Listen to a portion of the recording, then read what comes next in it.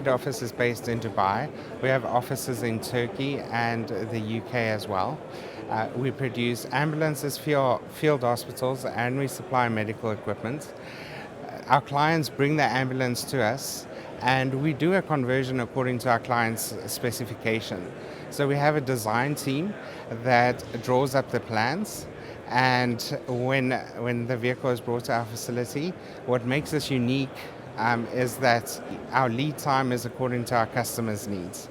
So if the customer, for example, says that we need their vehicle in 10 days, we do it in 10 days for them. So some of the other things that we could do is dentistry offices, optometry, walk-in doctors clinics.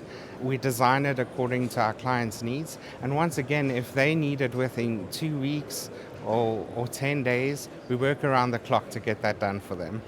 At the moment, we're converting between 100 and 150 ambulances per month.